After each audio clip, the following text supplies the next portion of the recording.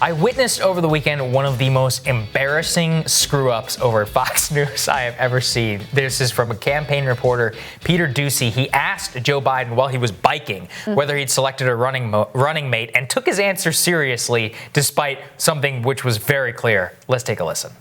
President, have you picked a running mate yet? Yeah, I have. You have? Who is it? Who is it? You. Okay, so he didn't know the follow-up was coming, but he did answer with a direct yes, he has picked a running mate. So he seriously went to air, and I want to know the chain of right. Have the footage. Anybody who watched that footage is like, they wrote it up too. Yeah, they wrote everybody. They were like Fox News exclusive. Joe Biden says he's selected a running mate. You watch that clip, you're like, he's very clearly joking. Like what is wrong with you?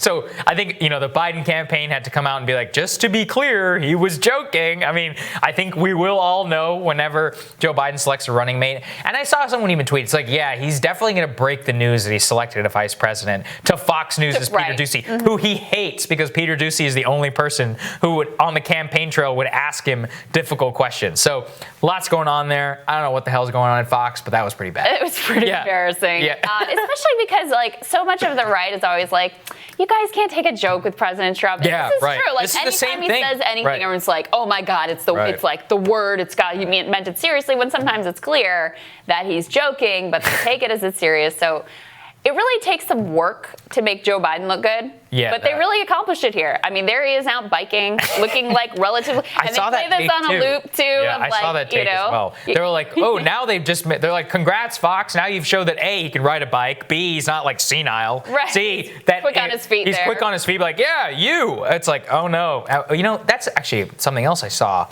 I think over the weekend, I guess we can talk about this another time too, but the Trump campaign is realizing that trying to paint him as just doddering in a debate isn't going to work. So over the weekend, I saw that the campaign had come out and be like, actually, he's a pretty good debater. I was like, what? Where did that come from?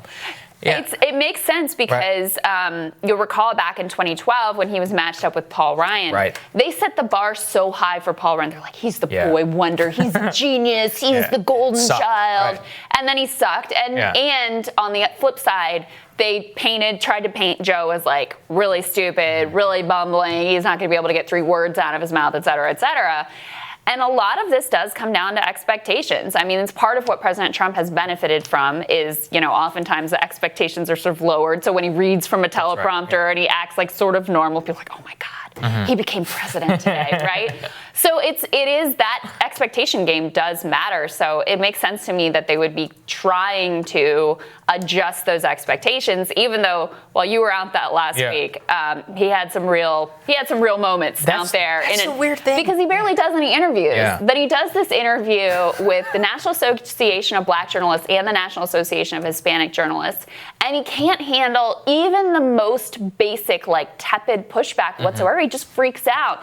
Got asked whether he'd taken a cognitive test, just flips out. He did flip out. Then he goes on this thing about how the black community is not actually diverse the way the Latino community is, has to apologize. Okay. So there's plenty to work with, but Fox News, this ain't it. Yeah, this is not it. All right, congrats, guys. Tomorrow on Rising, friend of the show, Ryan Grimm, is going to join us, and economist Casey B. Mulligan, author of You're Hired, Untold Successes and Failures of a Populist President. He's going to tell us about his forthcoming book. I'm looking forward to that. And remember to hit the subscribe button so you don't miss any of our videos. Also, don't forget to like and share as well, and we will see you guys tomorrow. Have a great day, guys.